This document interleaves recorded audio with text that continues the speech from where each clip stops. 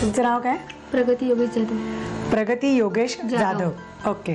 आणि तुम्ही मला सांगा, तुम्ही ही कसली तयारी केलीत, काय बनवताय? मी पंचरत्न लाडू बनवतेय. पंचरत्न लाडू. ओके, ठीक आहे. मग साहित्य सांगता? सांगा. हे वाटलेले पोह्यांचं पीठ आहे, शेंगदाण्याचं कूट आहे, डाळ्यांचे पीठ आहे, गूळ आहे, वेलची पूड आहे, बेदाणे आहेत, बदाम आहेत, काजू कणी आहे, जायफळची पूड आहे आणि हे साजूक तूप आहे. साहित्य झालं बघून.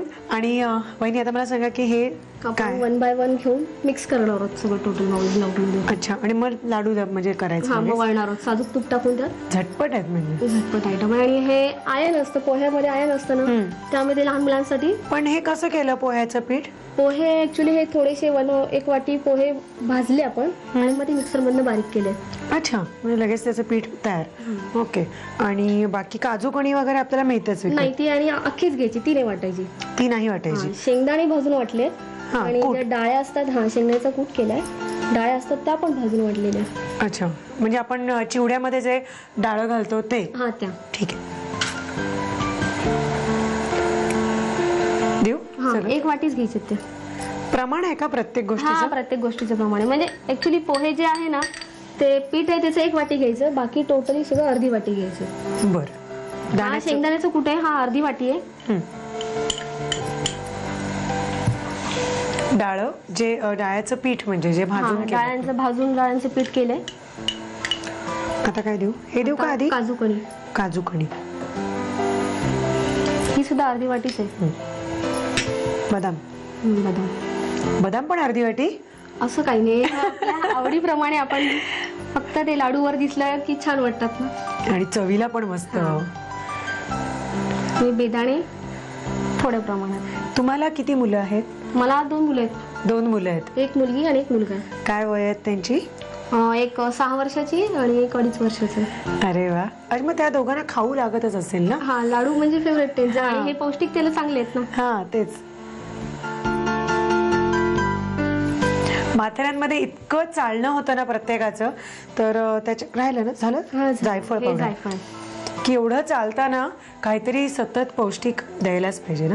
शाळा पण बऱ्याच लांब आहेत ना, म्हणजे जवळजवळ पाऊण तास आमच्या मुलांना चालत जावं लागतं एक वेळ. म्हणजे जाऊन येऊन आपल्याला ऑलमोस्ट 1.5 तास तरी कुठेच नाही. आता आपण सगळं शेवटी गूळ टाकूया. सगळं टाकून झालेलं आहे. गूळ अर्धी वाटी घेतला.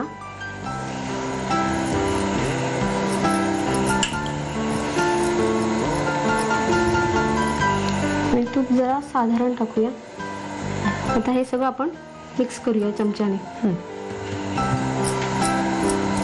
नंतर ते परत मळून घ्यायला लागेल. ते हाताने जरा जास्त प्रेस केलं तर लवकर वळून होतं. हा, हातानेच करून घेऊया आपण. ओके. कारण तो गूळ चांगला सगळीकडे. मला वाटतं एवढं मुलं प्रवास करतात, तर त्या मुलांना जाता येताच हा 1 लाडू लागत असेल. जाताना 1 लाडू, 3-4 लाडू तर कुठेच नाही. हा, ठीक आहे. चांगलं हे मळून झालं. मस्त वास येतोय ह्याचा. छोटे छोटेच लाडू करणार ना का मोठे? छोटे, लहान मुलांच्या हिशोबाने छोटेच. हे बेसनचे लाडू आपण गरम गरम वळतो आणि हे टोटली सगळं थंड आहे, त्यामुळे आपल्याला हे वळायला थोडासा वेळ जातो, पण होऊन जातात. तुपाचा हात घेतला की पटकन होतात. अच्छा. ओके. हे काय होत आले. थोडेसे प्रेस करत राहावे लागतात. ते थोडं जास्ती करायला लागतं मला वाटतं ना. हा, थोडं जास्त वेळ जातो, पण थंड असतं ना हे, त्यामुळे जितकं जास्त प्रेस होईल तितकं लवकर होतं. अगदीच वाटलं की खूप कोरडा आहे, होत नाहीये, तर दुधाचा हात घ्यावा. दुधाचा थोडा हपका आपण म्हणतो ना, अगदी 4 थेंब असे शिंपडले तर ते फास्ट बांधलं जाईल. तर लाडू तयार झालेले आहेत. आणि आता याचं साहित्य कृती घ्यायला हरकत नाही. सोपे, झटपट, पौष्टिक लाडू. पंचरत्न लाडू. ओके. पंचरत्न लाडूचं साहित्य कृती.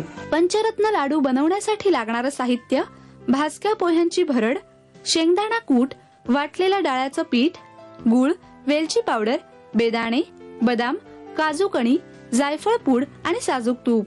कृती: एका बाउलमध्ये 1 वाटी भाजक्या पोह्यांचं पीठ, अर्धी वाटी शेंगदाण्याचं कूट आणि अर्धी वाटी भाजलेल्या डाळ्यांचं पीठ घेऊन त्यामध्ये साजूक तूप, काजू कणी, बदामचे तुकडे, बेदाणे, जायफळ पूड, वेलची पूड आणि गूळ घालून मिश्रण एकजीव करून घ्यावं. तयार मिश्रणाचे लाडू वळून घ्यावेत.